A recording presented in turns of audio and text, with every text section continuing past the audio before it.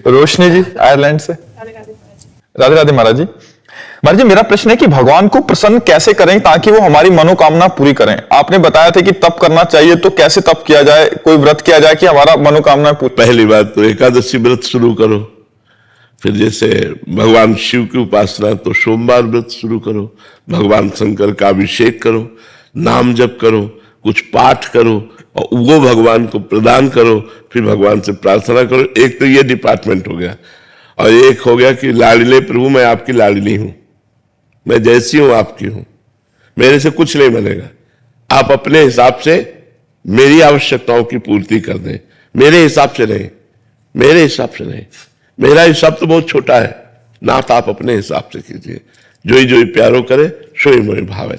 ये बड़ा मस्ती का मार्ग है जो दूसरा बताया। पहले वाला वो एक दुकानदारी का मार्ग है कि जो हम किया उसका फल दे दीजिए, और इसमें किए का फल नहीं है, इसमें मैं आपकी हूं। जैसे गोदनामा में नहीं होता पूरी प्रॉपर्टी गोदनामे वाले के ऊपर, ऐसे ही भक्त को भगवान अपना सर्वस्व समर्पित कर देते हैं। भक्त जब अपना भगवान को सर्वस्व समर्पित कर देता है तो भगवान अपना सर्वस्व समर्पित कर देते हैं। तो जितना हमारा समर्पण जोर का होगा उतना ही हमें आनंद की अनुभूति होगी। एक ये मार्ग है, और एक ये मार्ग है कि जितनी जोर का हम तप करेंगे, व्रत करेंगे, उसका वैसे ही फल हमको प्राप्त होगा। ये कमजोर मार्ग है, इसमें हम कितना करेंगे। और ये मार्ग है कि सीधे भगवान अपना ऐश्वर्य, ज्ञान, वैराग, भक्ति, प्रेम जो चाहिए उसका खजाना खोल देते हैं और भक्त निहाल हो जाता है। तो भगवान का बनने में ज्यादा लाभ है। भगवान के लिए साधना करना, भगवान के बन के, ये और उत्तम बात है। अपने लिए साधना करना ये छोटी बात है, भगवान के होना ये बड़ी बात है, और भगवान के बन के भगवान के लिए साधना करना ये बहुत बड़ी बात है। इसी से भगवत प्रेम प्राप्त होता है, इसी से मोक्ष प्राप्त होता है। तो हम लोगों की आवश्यकताएं तो है। हम आपको सच्ची बताएं, भगवान के हो जाने में इतना आनंद है कि हम तुम्हें कुछ कह नहीं सकते। आप कह सकती होगी कि आपने तपस्या किया, तो क्या मेरे जीवन की तपस्या का फल ये संसार की झूठी माया है जो मरने के बाद साथ नहीं जाती है? नहीं, हमारी तपस्या का फल अगर ये है तब तो बहुत बेकार है। नहीं, भजन का फल ये नहीं है, भजन का ब्याज ये है। मूल फल तो भगवान का परमानंद प्राप्त होना, भगवान की प्राप्ति होना, दुखों से छूट जाना, सदा सदा के लिए दुखों से पिंड छूट जाना, ये भगवान के भजन का फल है। तो हमने 3 बातें बताई। भगवान से चाह पूर्ति करने के लिए भगवान की जो भजन शैली है, व्रत है, उपवास है, तीर्थ यातन है, दान पुण्य, इनको करें तो हमारी कामनाओं की पूर्ति होगी। दूसरी बात बड़े जोर की, मैं भगवान का भगवान मेरे, नाथ आप मेरे स्वामी हो, मेरे पिता हो, मैं और किससे मांगू, ये अपनापन, ये बहुत जोर की बात है। भगवान के होके अपनी आवश्यकताओं की पूर्ति करना।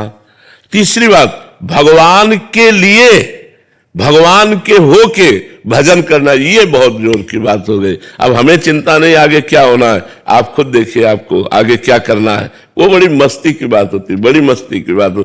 कदम कदम पर प्रभु की कृपा और प्यार दिखाई देता है कि हमारे प्रभु कितना हमें प्यार करते हैं। ये तब दिखाई देता है जब भगवान के होके और भगवान के लिए भजन किया जाता है, तब ये जोर की बात आती है। महाराज जी, अधिकतर तो ऐसा ही है कि मतलब कामना की पूर्ति हो जाए इसलिए भगवान। हाँ, प्राय ऐसा, लेकिन हमारी कामनाओं की कभी पूर्ति हो नहीं सकती। एक कामना पूरी होती है तो 2 कामनाएं खड़ी हो जाती हैं, 2 पूरी होती है तो 4 खड़ी हो जाती हैं। कामना ही पूरी शांत हो जाए वो भजन का फल होगा कि अब कोई कामना नहीं। जाहि न चाही कबहु कछु, तुम सन सहज स्नेह बसहु निरंतर तासुर सो राउर निज के। जिसे कभी कुछ नहीं चाहिए, सब कुछ व्यवस्था भगवान अपने आप करते हैं, चाह की कोई जरूरत करने की नहीं है, केवल भगवान के होने की जरूरत है, भगवान के भजन करने की जरूरत है, गंदे आचरणों के त्याग की जरूरत है। तो इसलिए हम कहते हैं 3 पद्धति है।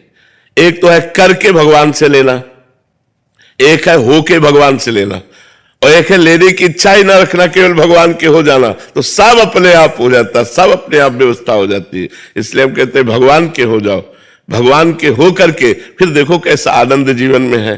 कुछ नहीं करना, जैसे हो वैसे ही रहो, नाम जप करो राधा राधा, बस मांस मत खाओ, शराब मत पियो, पराई बहनों बेटियों की तरफ गंदी दृष्टि मत रखो, जो पापाचरण है वो पापाचरण मत करो, फिर देख लो आपका जीवन कितना आनंद में होता है। भगवान ने आनंद के लिए मनुष्य शरीर दिया है, पशुओं को कर्म भोग के लिए दिया है, मनुष्य शरीर नए प्रारब्ध की रचना के लिए मिला है, मनुष्य शरीर भगवत प्राप्ति के लिए मिला है, मनुष्य शरीर मोक्ष के लिए मिला है, इन गंदी बातों के लिए नहीं मिला है।